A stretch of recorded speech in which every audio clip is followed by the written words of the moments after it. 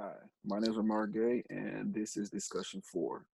So today we'll be basically talking about the following topics: unit testing, integration testing, system testing, functional testing, stress testing, performance testing, and usability testing.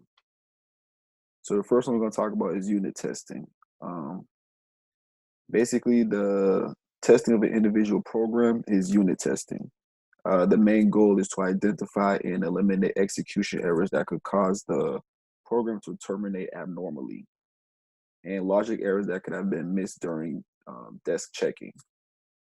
During unit testing, programmers must test new programs that interact with other programs and files individually before they're integrated into the system.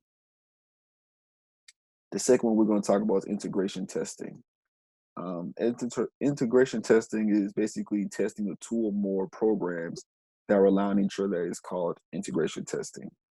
For example, thinking of an information system with a program that checks and validates customer credit status and separate programs that updates data into the customer master file. The output from the validation program becomes input to the master file.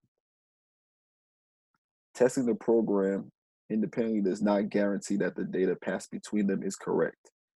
Only by performing integration testing for this pair of programs can ensure that the program works together properly. The third one we're going to talk about is system testing.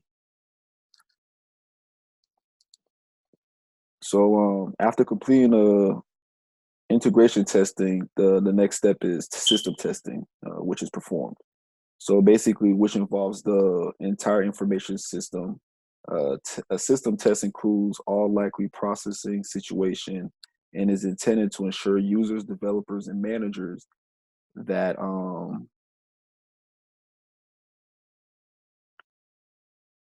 that uh that the program meets all specifications, that all necessary features have been included.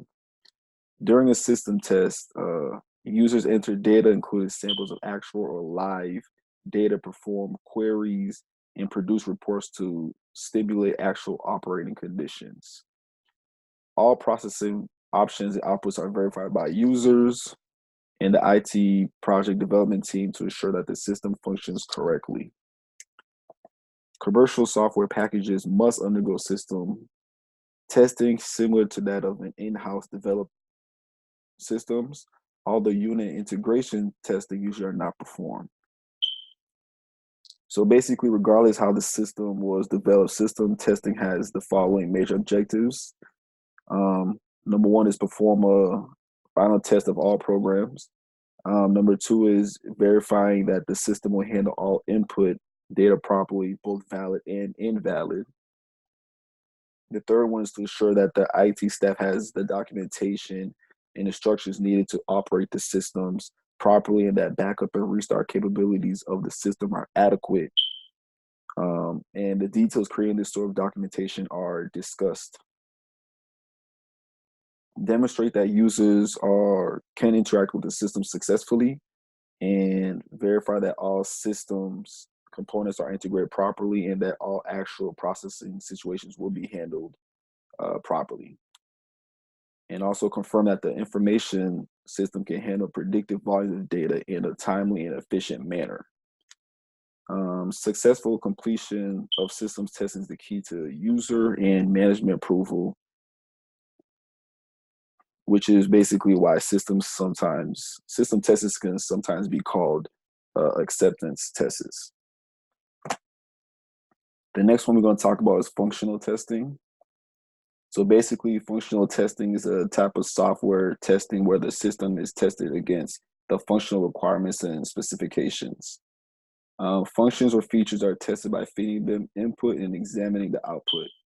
Functional testing ensures that the requirements are properly satisfied by the application. This type of testing is not concerned with how processing occurs, but rather is with the results of processing. It simulates actual system usage, but does not make any system structure assumptions. During functional testing, black box testing technique is used in which the internal logic of the system being tested is not known to the tester. Functional testing is normally performed during levels of system testing and acceptance testing. Typically, functional testing involves the following procedures or steps, as you want to call it. One is identify functions that the software is expected to perform. Number two is create input data based on the function specifications. Number three is determine the output based on the function specifications. Number four is execute the test case. And last but not least, compare the actual and expected outputs. Functional testing is more effective when the test conditions are created directly from user business requirements. When test conditions are created from the system documentation, system requirements, or design documents, the defects in that documentation will not be detected through testing, and this may be the cause of end users' wrath when they finally use the software. The next one we're going to talk about is stress testing. So basically, stress testing is a software testing activity that determines the robustness of software by testing beyond the limits of normal operation. Stress testing is particularly important for mission critical software, but is used for all types of software. Stress tests commonly put greater emphasis on robustness, availability, and error handling under a heavy load than on what would be considered correct behavior under normal circumstances. So basically, this type of testing could be included in the software being tested is mission critical. That is, failure of the software, such as crash, would have disastrous consequences. The amount of time and resources dedicated to testing usually not sufficient with traditional testing methods to test all of the situations in which the software will be used when it is released. Um, customers customers may use a software on computers that have significantly fewer computational resources, such as memory or disk space, than computers used for testing. Input data integrity cannot be guaranteed. Input data are software wide. It can be data files, streams, and memory buffers, as well as arguments and options given to a command line, executable, or user inputs triggering actions in the GUI application. Fuzzing and monkey test methods can be used to find problems due to data corruption or incoherence. The next one we're going to talk about is performance testing. Performance testing is the process of determining the speed, responsiveness, and stability of a computer network, software program, or device under a workload. Performance testing can involve quantitative tests, could be done in a lab or occur in production environment in limited scenarios.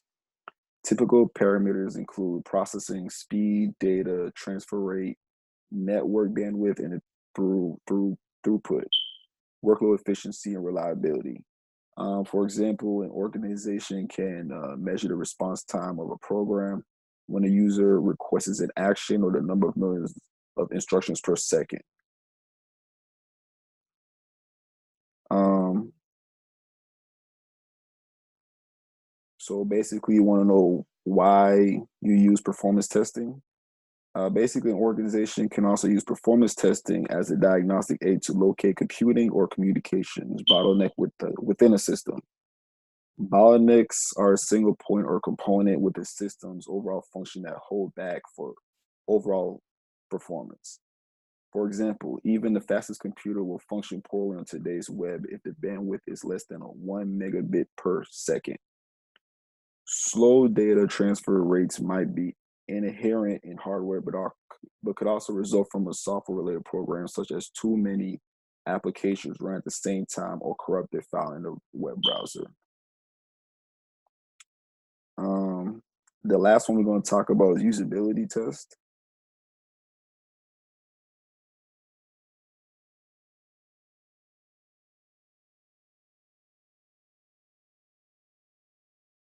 So basically, usability testing is a technique used in user-centered interaction designed to evaluate product by testing it on users. This can be seen as irreplaceable usability practice since it gives direct input on how real users use the system. It is more concerned with the design, intuitiveness of the product, and test with users who have no prior exposure to it. Such testing is paramount to the success of an end product as a fully functioning app that creates confusion, amongst its users will not last for long. Basically, this is almost in contrast with usability inspection methods, where the experts use different methods to evaluate a user interface without involving users. So basically, usability testing focuses on measuring human-made products' capacity to meet its intended purpose. Examples of products that commonly benefit from usability testing are food, consumer products, websites or web applications, computer interfaces, documents, and devices. Um, Usability testing measures the usability or ease of use of a specific object or set of objects, whereas general human computer interaction studies attempt to formulate universal principles. Thank you very much, and that is it.